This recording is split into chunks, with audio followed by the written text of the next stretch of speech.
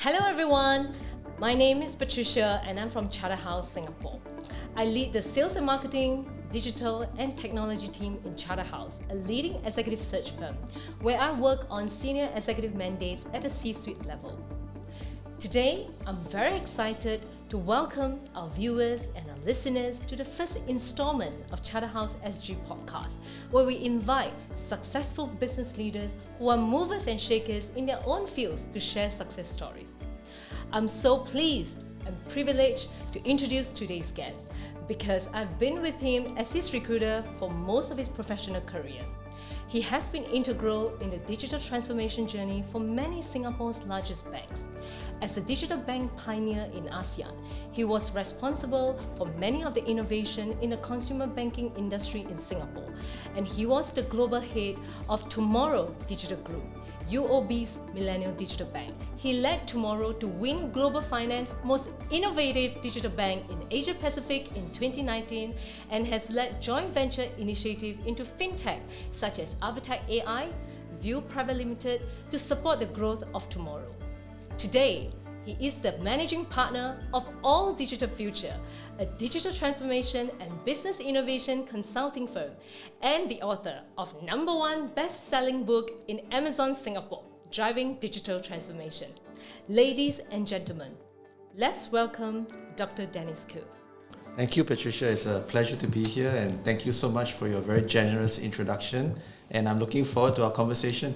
Likewise, and first of all, Dennis, congratulations on the book launch and for made it to the #1, best-selling in Amazon Singapore in terms of sales, in terms of popularity. It must be something, right? How do you feel about that? It's kind of, something I can tick off the bucket list, something I always wanted to do. It varies up and down in the rankings. Amazon's very sophisticated. They change the score every hour. Oh, really? But I think it's done beyond my expectations, certainly. Right. So tell us more about what is I suppose you probably have heard many of these opening. What is the inspiration behind the book and how long did you actually take to write the book? The second question is easier to answer. It took me not very long, about 6 months to put everything together. Of course, only 6 months. Yeah, I had been thinking about how to organize it. And actually, an interesting anecdote for your viewers, right? I first, as a first-time author, wrote it as a primer, so it was more of a Q&A kind of format at first. Interesting. And then when I got a publisher, we had to then decide how to organize the book. And what I found was quite interestingly was by doing the primer, you are much more aware of what are the key points that the readers will be interested in. Right. So after that, it became quite easy to organize the book into chapters and what you see today. The inspiration for the book, well, #1, I left UOB to bid for the wholesale bank license during the COVID time. Yes. So, there wasn't really an opportunity to thank all the many people who worked so hard behind the scenes to make Tomorrow successful. And I thought this would be a good memory for all of them. Yep. And, I hope that it will bring back good memories of the journey to build Tomorrow for many of them. So that was one of the reasons why I wrote the book. Right. The second reason is actually many digital transformations today don't meet their objectives. So I felt my experience in building something very complicated from a digital transformation perspective could help many companies.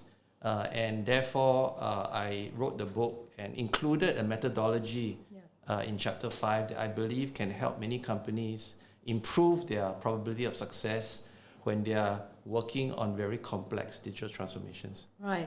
Thank you, Dennis. I mean, I have to admit, I have actually bought that book and read it myself. I have to say the book is incredible. Not only it covers everything about the future of banking, the basic rights to build a very successful bank, the differentiation and how to foster a very innovative culture. Having said that, I'm not a digital expert myself, but reading that just give me a whole lot of knowledge, which we will touch upon that later. But I'm just curious, Dennis, I've known you for so many years. You were the global head of Tomorrow Digital Group. Mm-hmm. You built the digital bank from scratch. I remember that. Yes. You have phenomenal team. What were some of the challenges, or rather what were some of the successes and lessons learned from Tomorrow? I think one of the most important lessons I learned was that there are three things that you need to make an initiative like Tomorrow successful, right?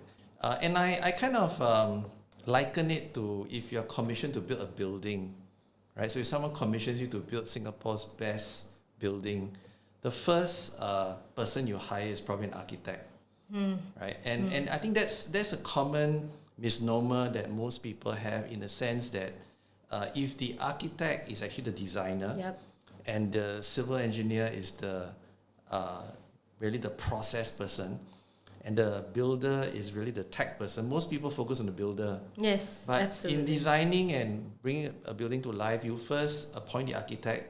The architect will spend a lot of time understanding, how you live, what kind of office building you want to create, what is the future of work. Yep. And of course, once they come up with the design, the civil engineer needs to make sure that it can stand, right? That it's on a solid foundation. And finally, you have the builder. So I think the most important lesson I learned was that it's really about the design capability, the process capability, and also, of course, the tech capability. Yep. But it's all three of them together that makes the initiative successful. And one additional point I'll make is that a lot of businesses are not going to, frankly, change their business model, in the sense that they're going to make money the same way. So if you look at a digital bank, it doesn't make money differently from a traditional bank.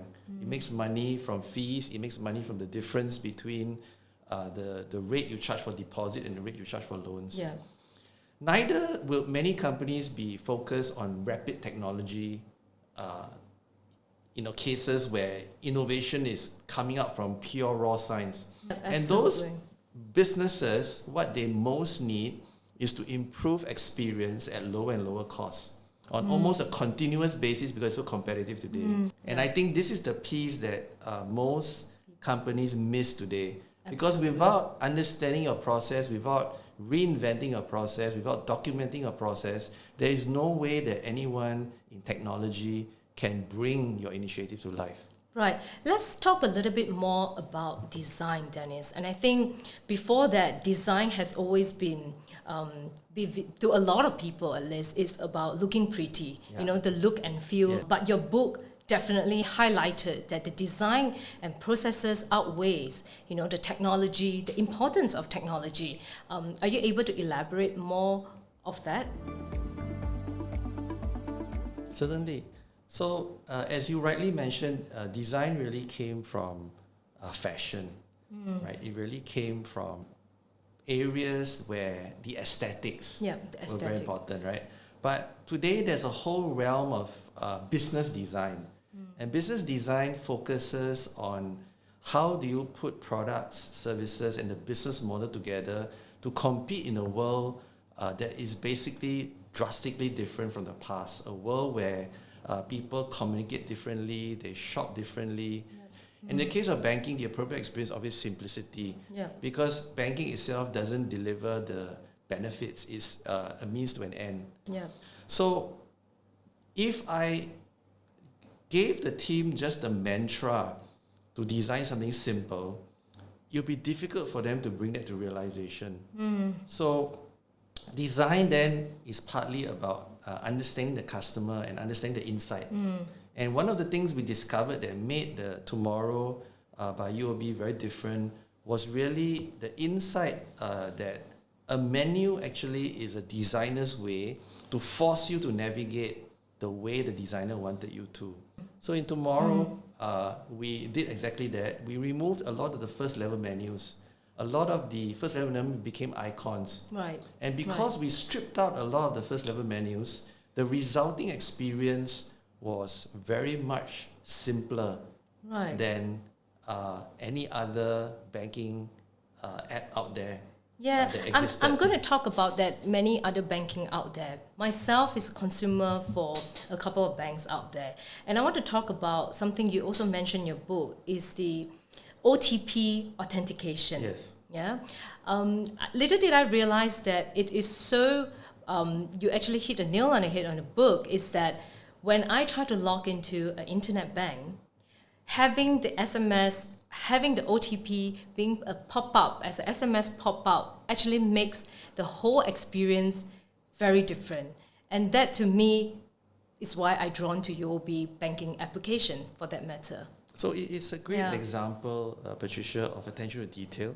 In order for you to create a great experience, you have to both be very focused on a very efficient, effective process, but also the attention to detail that results in that happening. Yeah. So attention to detail, for example, in the fact that, yes, when you send someone an additional password, you want to create the easiest path for that password to be entered, right? Yeah. And people who aren't focused enough on the detail, what they do is they put the security warning first, and then the actual PIN is below, so you can't see it in the app. Yeah. And you've got to exit the app. And go to the message. Go to the message, remember it, and come back and key in. That's the right. best,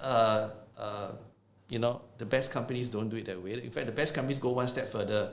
They bring the entire PIN into the app, and all you have to do is press on the area where the PIN shows up, and then you auto-populate. And you don't even need to type out the number because it automatically pop out. I'm sure the viewers and the listeners has experienced this because I have very clear comparison between UOB and another bank, and that's really something. I mean, it makes the whole user experience and user journey seamless. Yes, and it is very hard to do because, again, one of the differences that separate companies is they need to understand whether in whatever you're doing, are you working on one big thing that is going to produce an outsized effect? There isn't something like that in a digital bank. You can't name one thing that will make all your customers defect and join. And this shows in the Net Promoter Score, which is one way of measuring the amount of advocates you have, right? Which is indirectly a gauge of your experience that you've created. And the result, of course, is a very high performing Net Promoter Score product like Tomorrow by UOB. I remember going through that the journey with you, building the bank, building the team. But there's this one burning question that people always ask me, Dennis. Is digital bank going to replace physical branches? I think it's inevitable. And I think there's less and less and less now. There'll be a larger percentage of people doing transactional banking out of the branch than in the branch. In fact, you already see that the branches are shrinking. Yeah, right. But one of the things about banking, which makes it a very unusual industry, right? There's almost no one that doesn't have a bank today. In Singapore, at least, right? In most developed countries, for that matter. And because of that, you have to take into account the generational gap, right? Because banking is, in that sense, a basic service. Yeah. Everybody would have a right to this basic service, and therefore, for someone who isn't that digitally savvy, digitally comfortable, you still have to serve them.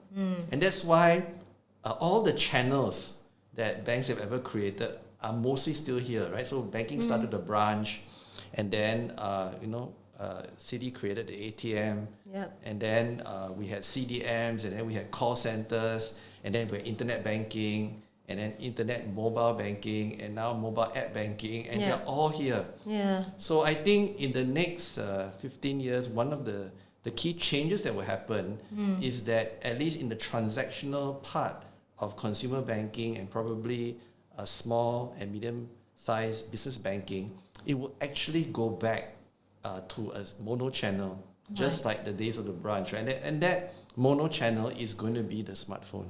Yeah, and let's talk about hiring, right? Dennis, in my line of job, I work with so many leaders. A lot of them will come to me and say, Patricia, we're embarking on digital transformation. The truth is, they don't know how and they don't know who to hire, what function to hire. Do you see that is pretty prevalent in the market? One of the problems in doing digital transformation, especially something that's a bit more complicated, is that everything is kind of intertwined, right? So it is very difficult to understand who you need to hire till you have a proposition, right? Because different proposition may require different expertise. Right. So after you've built your initial team, the initial team would be more generic, right? You need some designers, you need some people with product background, you need some people with business background. And to get an idea to become an innovation, you need to pass 3 hurdles. One of them is desirability, right?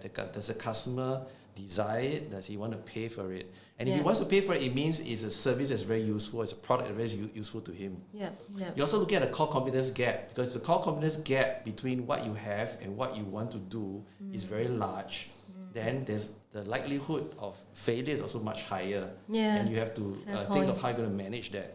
So once you do some of that, you then get an idea of who you need to hire. Right? So one of the problems is that it is a little bit of chicken and egg, right? So you need to figure out what you want to do before you can hire. But sometimes to figure out what you do, you need people as well. And once you kind of reach the stage where you roughly know what you want to do, there's another issue. And the issue is that everybody is doing digital transformation, which means the talent is very short. The talent gap. We're going to talk about that. But for now, one observation I see from the market, Dennis, is that many employers tend to hire people from the big brands. They often prioritize the branding of the past work experience instead of competencies, instead of culture. Do you foresee that as an issue, or rather do you see that pretty common out there? Well, it is quite normal for most people to be comfortable hiring based on experience, right? That is the traditional method of hiring. But given the shortages in this area, I think companies have no choice. You have people with domain experience in the company already. And the thing about this is to choose those people in incumbent who can think differently, think out the box, right? But these people already understand how things work, understand the business. Things are so complicated, you need a team. You need a team, and you need to make sure the team works effectively. Correct. You need people to be brave, obviously, because they need to break some rules. You need system thinkers because things inherently are complicated. They are also obviously in a big incumbent organization. There's a lot of legacy. There's a lot of resistance to change, right? And those things will get in the way of people who are trying to reinvent the business. And so I think you almost have no choice that you have to bring some people from within the company that have the domain experience, but hire a whole bunch of people which have the right qualities but don't know the domain very well. So on that point about hiring someone in within, I think a lot of people always ask me, Patricia, do you think the chief digital officer should come from within or someone externally? As I probably shared earlier, many organizations embarking on digital transformation, they don't know how, they don't know who to hire. So the chief digital officer coming from the outside may potentially be a misfit in culture. So do we take the risk of hiring someone externally and compromising the culture fit? Or do we grow from within, but the person may not be necessarily the best person, or rather the most digital savvy in the role?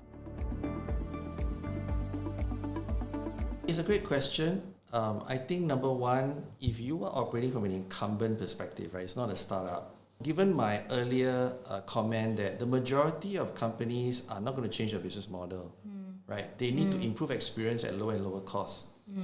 And if that's the case, right, you do need somebody from within that company because that company knows how it makes money. I see. And the issues of hiring someone that is totally outside of the industry to do it, right, is that person doesn't understand how money is made in the industry. Right. And in the end, you get something that probably isn't viable. So there is a very big danger of hiring someone from the outside. At the same time, in most incumbent companies, you probably cannot find more, if at all, right, a handful of people that can think out of the box. Yeah, That are not locked within the paradigm that the incumbent has already gotten itself into. Yeah. And therefore, in most cases, you need a combination of both. But then we risk ourselves to another possibility, which is candidates who are from the outside do not see the opportunity being an appealing one, having to report to someone who has been in the organization for many years. And many times candidates used to tell me, Patricia, I don't really want to report to a lifer, mainly because the person may not necessarily understand digital. So how much support and resources I'll be getting. So, to me, everything is about how you're going to project, your ambition, your purpose. And if you're very convinced of what you're going to do, you can attract anybody. I remember a case where, we had problems hiring someone in Vietnam. And I asked an agency to, do a study of the market and all eligible candidates, and went down personally, interviewed, sold the job, and I think we managed to hire someone that was, very good, very capable. So in the end, yes, you have to choose somebody that is going to be inspirational, that is going to be able to sell the vision of what you want to do. And this is how people are, right? So I think it's a question of selecting the right internal leader that is articulate, is has strong conviction, is passionate, right? And dreams move people. Yeah, and I truly agree with that. The truth is, most of the candidates who I presented to Dennis, and all of them are always drawn to Dennis's dream. Your mission, your vision for the last God knows how many years I've worked with you. And that's something I feel is very important, is to build a very strong narratives in the market, especially talent scarcity is everywhere, right? And Dennis, will be great if you can share some advice to the hirers out there who, constantly facing challenges to hire or attract those people. What are some of the tips for them, in formulating mission and vision, and also the narratives? First of all, people often get mission and vision mixed up. Okay. Right? You can't tell one from another. Right? So your mission is really your purpose. Yeah. Right? What is the purpose of the entity, the unit that you're setting up, right? Yeah.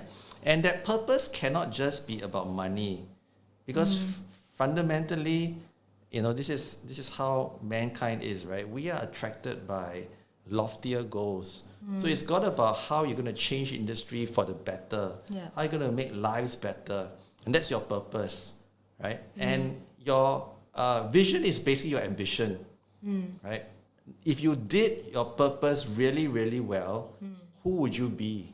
Yep. Right? Yep. And then it's very simple, right? Every business takes its purpose and tries to achieve its ambition.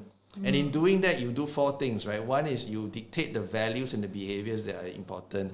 And why that's so important? Because when you hire very capable people, they can also be very competitive, argumentative, not listen to each other, backstab each other, fight for resource, and therefore all the most ugly behaviors of these people come out. Yes, and your values and behavior is a way to bring out the best in the best people. And the rest of it have to do with measurements, because a lot of people spend a lot of time on their strategy, on their mission, but they leave out the measurements. And the last two are basically your strategy and your tactics. So coming back to the advice, right, one advice I would give is not to hire somebody when you don't know what you want to do. So like when you have some vague idea, we're going to transform, but you have no substance at all, you're not going to attract anyone. Yeah. Right. Yeah. So in those cases, you need to find probably the most renegade senior leader available, and take that person, because that person has a perspective that is going to be different. Because basically, you need someone that's going to be able to come out of the paradigm that most successful companies are locked in the paradigm. Right.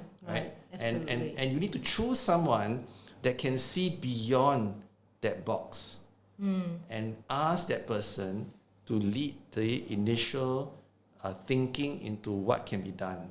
Right. Now, once you have some idea, that's when you have a story, right? And as you say, the narrative is very important, because with the right narrative, you can hire anybody. And I remind SMEs that founders and owners I'm working with, right? Yeah.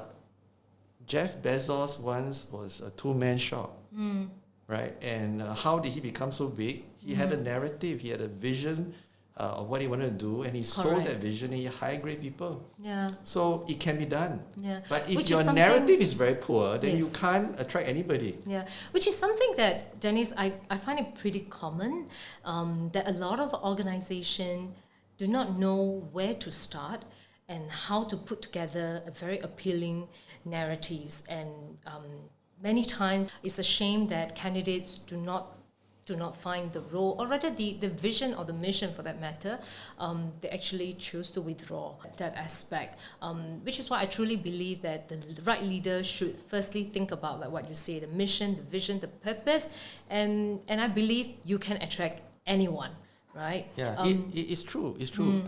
However, I must point out that it is quite hard. Yeah, it is. To put together a coherent story that is likely to be doable, right? And hence, going back to your original question you asked me, right?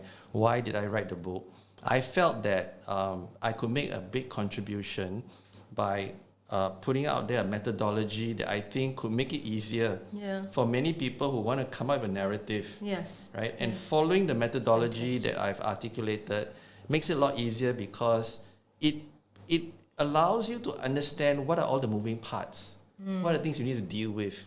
And in fact, one of the problems today that and why this makes it so much more difficult is that there is no method out there that basically is a holistic approach to how you will go about transforming the business. Got it. And Dennis, let's talk about any key lessons from your hiring experience. I mean, I believe that out there I've seen people used to say, Patricia, we hired the wrong person. We hired the right person. What can we do to prevent hiring the wrong person? Maybe any key lessons from your hiring experience would help?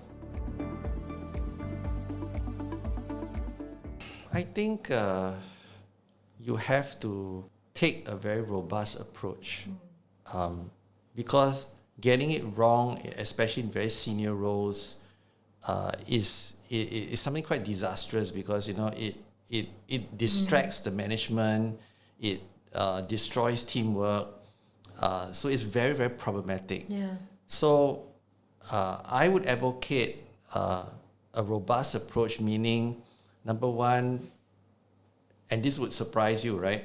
Sometimes the job description is very poorly written. Right? You actually don't understand. I'm sure you must have seen when you look at it, you say, actually, I don't understand what this role does. Dennis, I work with no job description many times. Yeah, so I wouldn't allow that, right? So I would insist that the hiring manager write the job description, and the job description is then discussed with the senior team. Right? So that you can shape it. And also, it's good that other members of the team get to give input, because you're going to work with this person, especially if he's senior.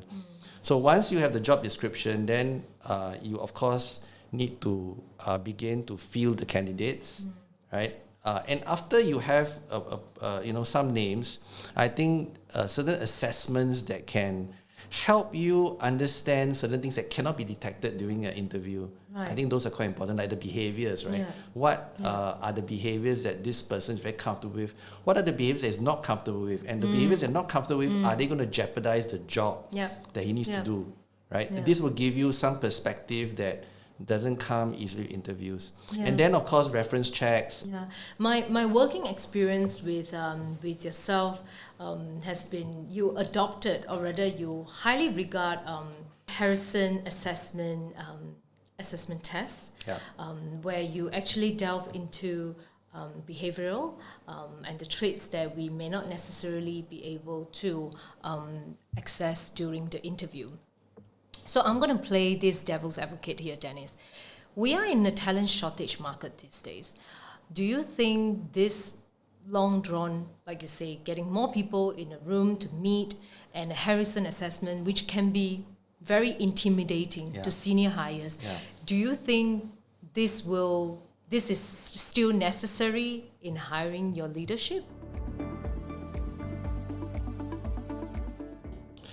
I do, because hiring is a very important decision, right? The wrong hire will set you back many months, right?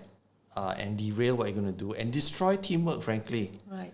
So I believe a robust approach is important. I think many very successful companies put candidates through a very robust assessment process and interview process. I think, again, it goes back to what we were discussing earlier, right? It's your narrative. If your narrative in the first meeting is really enthralling, is really captivating, people want to progress. In the evaluation, they are prepared, right? Because they want to be in this endeavor. And therefore you have to ask yourself, right? Is what you want to do interesting? So the starting point is still the most important. Yes. To create the right narrative. Yes. And once you have the right narrative, candidates drawn to you, no matter how long drawn the process is, people stick with you. Have you actually hired someone despite them not passing through the assessment test, like in this matter, Harrison? The answer is yes, but I think it's also important here to qualify that certain roles, there are certain mandatories, right? So if you're hiring someone, to work on strategy, right? The person's decision-making approach, right, need to be quite good. Yeah. And therefore, what you're looking at is things like how certain is this person versus the ability to be open and get feedback, right? Yeah. The person needs to have both. Because if the person is very open and always, getting input and not certain, if the issue being worked on has very divergent views, this person will not do anything, will not be able to decide. Yeah, because I reckon that a lot of organizations out there, they are so afraid to have the talent turn away, so they tend to make the whole interview process as seamless, as brief as possible, just so that they can, hire the talent, within the shortest time frame. In a way, it's a self-fulfilling thing, right? Because how talent magnets work is this. Right? First, you need to attract the talent. The talent attracts other talent. Yeah. And then when part of the role of the guy at the top is to create value. When people become more value, they do leave for other jobs. Yeah. But you become a magnet. Everybody wants to work for you. It can't be a situation where you hire one guy and you just say one guy, you protect him all the way, right? So unfortunately, there's no secret formula, right? There's no easy way out of this thing, right? You've got to be reasonably clear what you want to do before you can attract somebody. Right. Yeah. Yeah, but this is what I see a lot of organizations. They use digital transformation very often without knowing what to do, who to hire, etc. And I reckon that by reading your book, it's definitely giving them some perspective, some insights into this.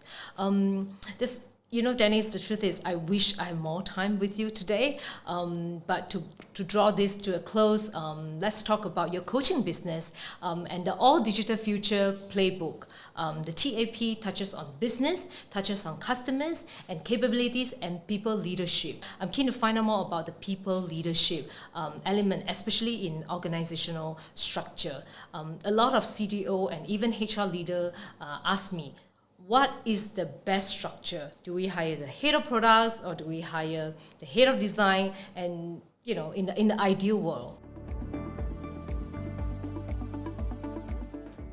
So again, there is no canned answer, right? Yeah. Every business is slightly different. You definitely need a designer. Yeah. You need someone who is going to be focused on process, right? And you need someone who's going to focus on technology. I think these three. Probably for any modern business transformation that involves digital, you will need all these three people. It is desirable if the person leading the transformation is going to be someone who's experienced in design. That's desirable. Right. But if not, if you find someone who has a lot of business experience within the incumbent, but isn't familiar with the modern approaches to design, to process, and technology development, right? Then they will form a council. You will get these 3 people to form a council with the top executive leading, and this council could make joint decisions. One last question, Dennis, on that, right? And I think the viewers would like to hear is that, do you think a chief digital officer should sit reporting, or rather the chief digital officer should report into business or as a standalone function? If the CDO is standalone from the business, typically the business will feel a sense of disengagement with what he's doing, right?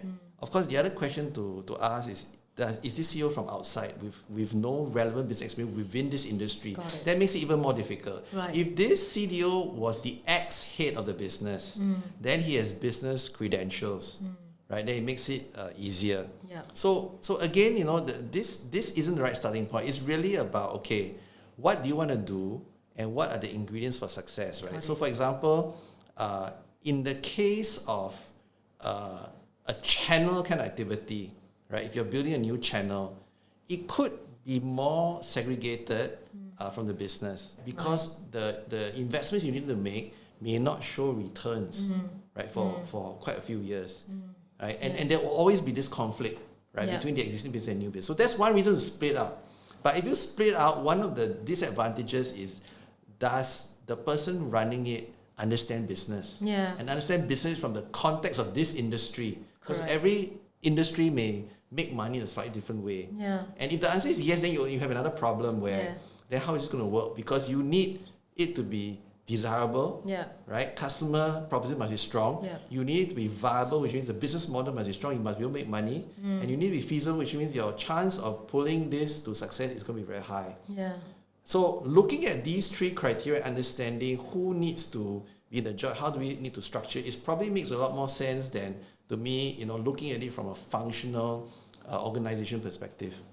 Wonderful insights, Dennis, and I hope that the listeners of the podcast will take away a lot of knowledge from today's conversation as much as I did.